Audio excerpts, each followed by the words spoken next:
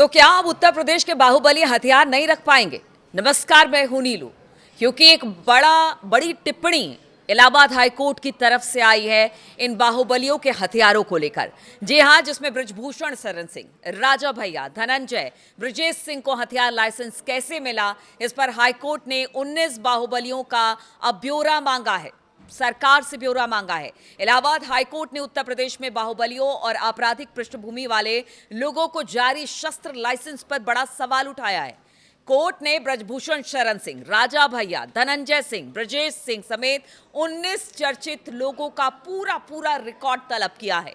सरकार से पूछा गया कि गंभीर मुकदमों के बावजूद इन्हें हथियार लाइसेंस और सरकारी सुरक्षा कैसे मिली है। हाईकोर्ट ने उत्तर प्रदेश में बढ़ते गन कल्चर पर भी चिंता जाहिर की। उत्तर प्रदेश में बढ़ते गन कल्चर और आपराधिक पृष्ठभूमि वाले लोगों को जारी किए गए शस्त्र लाइसेंसों को लेकर इलाहाबाद हाईकोर्ट ने आज बड़ा सवाल खड़ा कर दिया।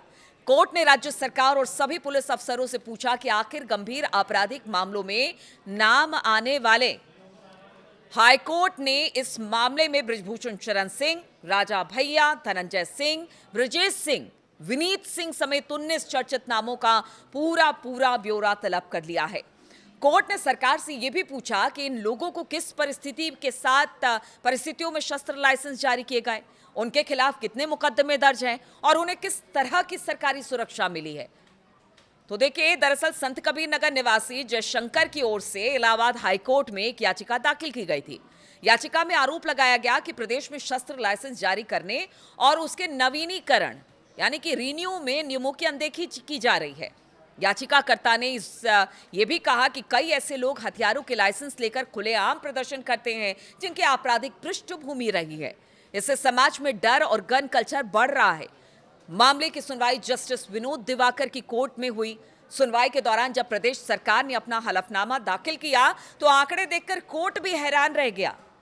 उत्तर प्रदेश में आपको बता दें 10 लाख से ज्यादा शस्त्र लाइसेंस हैं।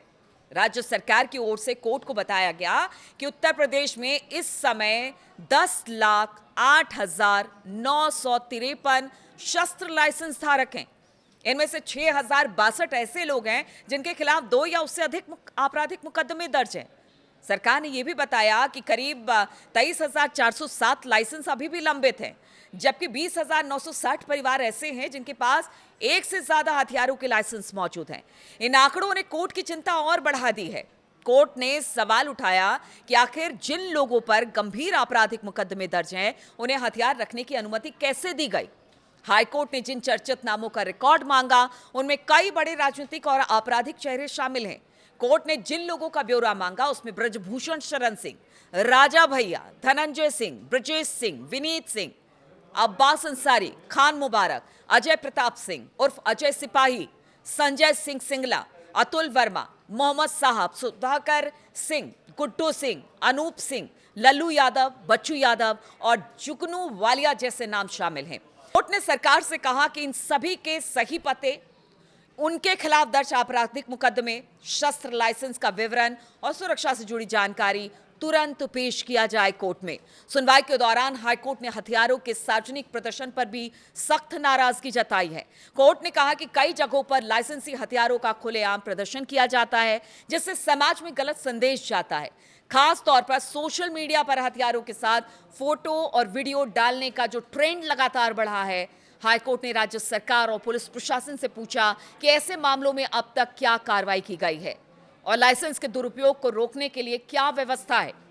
सबसे दिलचस्प बात यह रही कि सरकार की ओर से दाखिल हलफनामे में कुछ चर्चित बाहुबलियों के नाम नहीं थे और इसी पर कोर्ट ने नाराजगी जाहिर की और कहा कि जिन लोगों की छवि बाहुबली अपराध से जुड़ी हुई है, उनका रिकॉर्ड भी कोर्ट के सामने रखा जाए।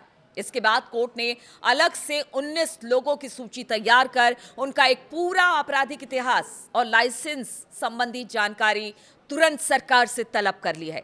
हाईकोर्ट ने सिर्फ शस्त्र लाइसेंस ही नहीं बल्कि इन बाहुबलियों को मिली सरकारी सुरक्षा पर भी सवाल उठा दिए। कोर्ट जानना चाहती है कि जिन लोगों के खिलाफ गंभीर मुकदमे हैं, उन्हें सरकारी सुरक्षा किस आधार पर दी गई। साथ ही क्या सुरक्षा और हथियार दोनों साथ होने से कानून व्यवस्था पर असर नहीं पड़ेगा। हाईकोर्ट की सख्ती के बाद अब ये चर्चा भी शुरू हो गई है कि क्या आपराधिक पृष्ठभूमि वाले लोगों के शस्त्र लाइसेंस रद्द किए जा सकते हैं। कानूनी विशेषज्ञों का कहना है कि अगर जांच में नियमों के उल्लंघन या फिर गलत जानकारी देकर लाइसेंस लेने की बात सामने आती है तो प्रशासन इस पर जरूर कार्रवाई कर सकता है। हालांकि अंतिम फैसला कोर्ट और प्रशासनिक जांच पर निर्भर करता है। इलाहाबाद हाई कोर्ट ने अपर मुख्य सचिव गृह, पुलिस विभाग और सभी जिलों के अधिकारियों से विस्तृत जवाब अब इसे लेकर मांगा है। तो आप समझिए कि एक बड़ी टिप्पणी कोर्ट की तरफ से हथियारों के बढ़ते प्रचलन और खास तौर पर बाहुबलियों के हाथ में इस तरह से शस्त्रों का आना, इस पर इलाहाबाद हाईकोर्ट ने एक बड़ी चिंता जाहिर की है। बहुत बहुत शुक्रिया मेरे साथ जुड़ने के लिए।